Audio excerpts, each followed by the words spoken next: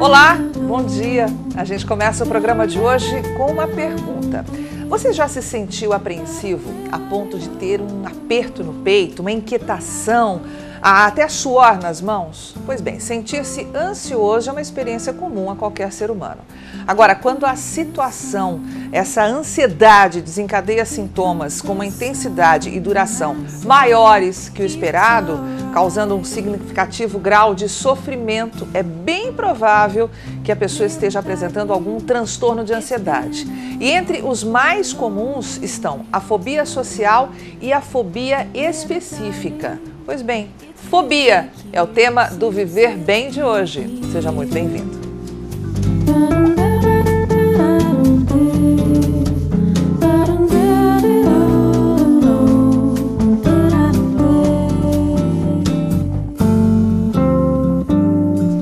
O medo você sente, passa, a fobia não, né? Fobia causa danos psicológicos, eu acredito. Eu tenho um medo, mas não chega a ser assim de me isolar, mas eu procuro evitar. Água, por exemplo? Água, piscina, por exemplo, funda. Como eu não sei nadar, Melhor evitar, né? é melhor evitar. Eu não entro e mesmo rasa eu tenho uma certa cisma. Tem uns amigos que têm fobia de barata. É mesmo? É bem divertido. Um homem correndo de barata, meu. Vai fazer 18 anos que eu não entro em elevador. Um calafrio, sei lá, parece que esquenta, parece que alguma coisa aperta meu pescoço. E, sabe, assim, eu fico em pânico mesmo, assim, às vezes eu não dou demonstração, com vergonha também, porque a gente fica com vergonha dessa parte. Até é horrível. Só eu mesma e muita gente que tem que sabe como que é. Exatamente isso, só quem tem sabe como é que é. Para falar sobre esse assunto, sobre fobia, eu estou recebendo aqui no estúdio a psicóloga Mônica Lengruber. Tudo bem, Mônica? Terapeuta cognitiva comportamental, está aqui com a gente. Fica à vontade, Mônica.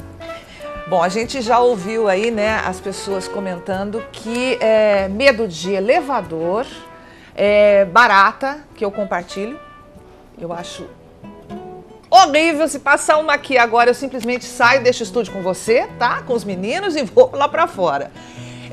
Medo de água, né? Enfim, quando é que o medo se transforma em fobia, Mônica? Sim, Carmen, o medo é um sentimento natural do ser humano. Para preservar a vida, sim, né? Para preservar a vida. Imagina se você entra numa água que é cheia de jacaré e você tem que ter medo para falar, não, aqui eu não posso entrar. Quando ele passa a ser um comportamento fóbico, quer dizer que é um medo prejudicial e patológico na vida da pessoa. Em geral, ele não tem valor de realidade. Quer dizer, uma barata que mal vai fazer a você... Ela é muito menor do que eu. Muito menor. E quando isso passa a ser prejudicial, você viu ali uma pessoa falando sobre o elevador, tem 18 anos que ela não entra no elevador. Você imagina ela tendo que subir até o 18º andar e ir de escada. O quanto isso não é prejudicial na vida dela. E aí sim nós estamos falando de um comportamento fóbico. Gente, é impressionante. Todo mundo tem isso? Qual a porcentagem da população, se é que existe algum levantamento, que tem medo exagerado e que se transforma em fobia? A gente, sim, tem estudos sobre a questão do percentual de pessoas. A gente sabe que, em geral, ele é mais em pessoas mais velhas. Mais de 20% dos comportamentos fóbicos acontecem em pessoas mais velhas. Porém, qual é a dificuldade de se mensurar isso? Porque a pessoa não sabe que ela tem um comportamento fóbico. Ela acha que é medo. Ela acha que ela até confunde com pavor. Não é que é fobia, eu tenho pavor a barata. E não é pavor, é fobia, é um comportamento fóbico. É um transtorno que você tem, um transtorno de ansiedade. O transtorno de ansiedade ele é dividido em 3 fobias, né? Uma delas são as 3 fobias, que é a agorafobia, a fobia social, como você falou de início, e as fobias específicas, como todos os seus entrevistados falaram aí. Que são específicas. Que são específicas. Gente, se você está se identificando, né, com essas características que a Mônica está relatando aqui pra gente, quer fazer alguma pergunta, aproveite. Tá? Ligue para a nossa produção, o telefone é 3323-6414 ou mande um e-mail para viverbem@sbtms.com.br. Participe também, estamos no Facebook, Viver Bem com Carmen Sestari, para você mandar a sua pergunta, tá bom? A gente vai ler aqui. Vamos citar um exemplo? Uma pessoa que eu conheço bem, trabalho com ele, que é o jornalista Cadu Bortolotti, você também conhece bem. E o Cadu, eu já presenciei. A possibilidade de passar um rato perto dele, ele fica incontrolável, é um pavor incontrolável, veja só. Murofobia ou musofobia é o pavor de ratos e camundongos. Mas de onde vem esse medo? O que explica todo esse pavor que é quase impossível controlar? Quando eu era bem criança, eu aprendi a ler com 3 anos e convivia com um tio meu que era um homem intelectual, ele tinha vários livros e tal. E uma vez eu peguei um livro dele que contava a história de um idoso, de um velhinho, né, um velho, que morreu atacado por ratos. E esse livro era todo ilustrado, com várias cenas dos ratos subindo em cima do velho, enfim, atacando o velho. Eu acho que a única explicação que eu tenho a partir daí, eu passei a ter um pavor de rato, que hoje eu não vejo rato nem em fotografia. O que a maioria das pessoas não sabe é que a fobia é um problema sério, que exige até tratamento, e às vezes fazem brincadeiras com quem sofre de fobia sem medir as consequências. Eu trabalhava numa boate, né, numa discoteca, nos tempos aí dos embalos de sábado à noite, e eu era DJ dessa boate. E um dos funcionários, sabendo que eu tinha medo de rato, o que ele fez? Ele matou um rato, não sei aonde, se no estacionamento, enfim. Ele matou um rato, e aí eu tô lá, distraído, fazendo o meu trabalho. Ele veio e bateu nas minhas costas, assim, né? E eu olhei para ele mandou que eu olhasse para baixo. Ele falou assim, apontou para baixo para que eu olhasse para baixo. Quando eu olhei para baixo, o rato ainda estava se mexendo, não estava totalmente morto ainda. Ele ainda estava se mexendo e estava no meio dos meus pés. Eu com os pés abertos assim, ele no meio dos meus pés. Enfim, qual foi a minha reação? Imediatamente eu pulei da cabine, né? Só que eu esqueci de arrancar o fone do ouvido. E aí, conforme eu pulei, o fio estava atrelado, o fio puxou a estante inteirinha, aquilo tudo desceu e caiu no chão, quebrou toca-disco, quebrou gravador, enfim, naquela noite a boate não pôde funcionar em função dessa brincadeirinha que foi feita comigo. E o funcionário, inclusive, foi demitido. O funcionário, inclusive, foi demitido. Fobia não é brincadeira, não é frescura, é um medo genuíno, é coisa séria. É uma coisa incontrolável, você não tem explicação, né? É recomendável até que se faça tratamento. Eu nunca fiz, o único tratamento que eu faço é não aparecer perto de rato. Eu tô folheando uma revista, alguma coisa que tem imagem de rato, eu paro. Eu tô assistindo um filme, pode ser o melhor filme do mundo, que aparece um rato, eu já mudo de canal. Eu não vou a cinema de jeito nenhum que tenha filme com um rato, enfim. E se alguém me disser, cuidado, passou um rato aí, pode ter certeza que eu atravesso a rua, mas eu não. Eu não faço tratamento, eu não chego perto dele. Olha, Cadu, eu tenho aqui, a Mônica trouxe, né? Eu acho que você mudou de canal, desligou a televisão agora, porque ela trouxe o objeto de pavor do Cadu. É de mentira. Sim, olha, claro. É rato. Eu não tenho nenhum problema com rato. Claro, não gosto, né? Então eu chego até a passar a mão, é de brinquedo, óbvio, mas ele é macio, ele parece bastante uma ratazana daquelas bem nojentas mesmo.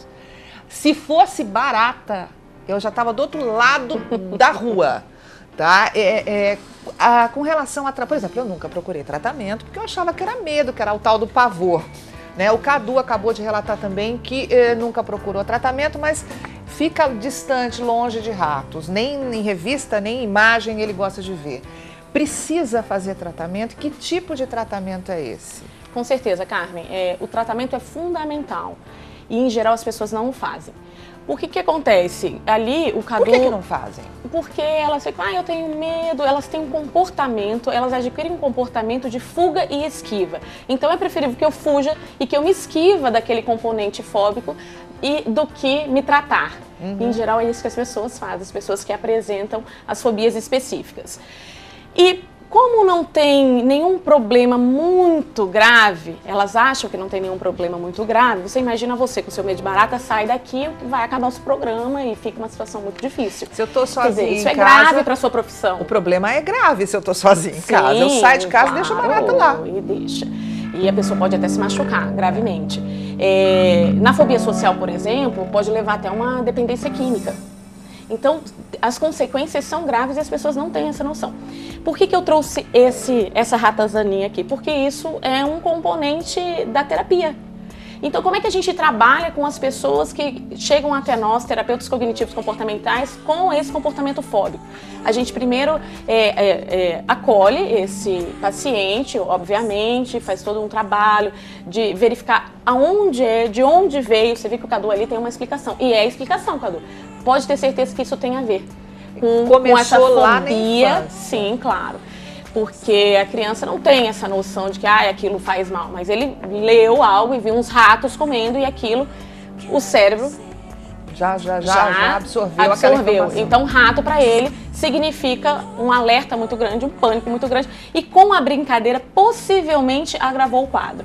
O que acontece? A gente faz com que o paciente passe por uma dessensibilização sistemática, então ele vai fechar os olhos, vai imaginar e vai ter as sensações, porque é importante que ele tenha esse contato com as sensações. E a gente começa a mostrar algumas figuras, aí começa com um ratinho pequeno, e depois a gente chega com a ratazana, primeiro de longe, depois mais perto, até que o paciente consiga pegar nessa ratazana. Porque possivelmente o Cadu não conseguiria fazer isso aqui, esse toque na ratazana. De jeito nenhum. E é importante que a pessoa busque sim o seu tratamento, porque ela vai viver em sofrimento. Gente, é impressionante, né? Como a gente tem informação das fobias das mais diversas, as mais estranhas. Por exemplo, fobia à faca. Né? Tem gente que não chega perto de faca. Sim. Fobia a palhaço, né? Como é que chama a fobia a palhaço? Você tem... e tem um nome estranho, que eu não me lembro agora. A produção já está pesquisando. Como?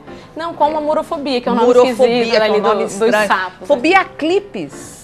Aquele clipe de papel, gente. Sim. Parece loucura para quem não sente, né, essa agonia toda. Mas existe, tem tratamento e as pessoas devem procurar auxílio, né? E isso tudo a gente sabe que pode causar efeitos físicos, né?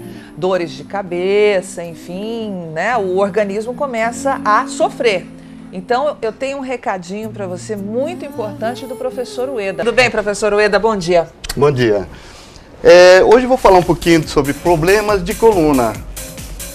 Segundo a estatística mundial da saúde, 80% da população mundial tem problema de coluna. Cada 10 pessoas, 8 tem dores nas costas. Com certeza. E desse 80%, 50% já está no limite das dores. E tudo isso tem uma solução, Carmen.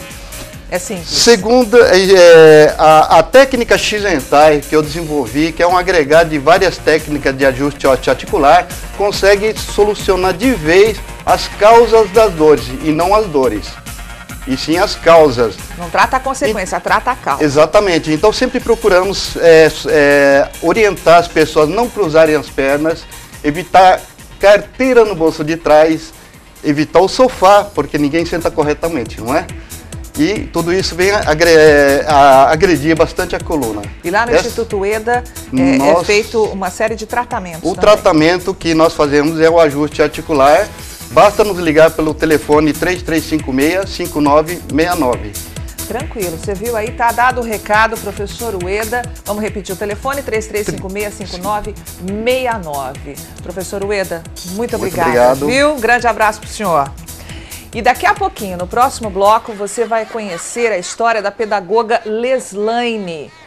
Ela tem ataque de pânico quando vê um sapo. Isso mesmo, sapo. Já pensou se ela vê essa imagem? Ela sai correndo. Daqui a pouquinho a gente volta explicando por que isso acontece.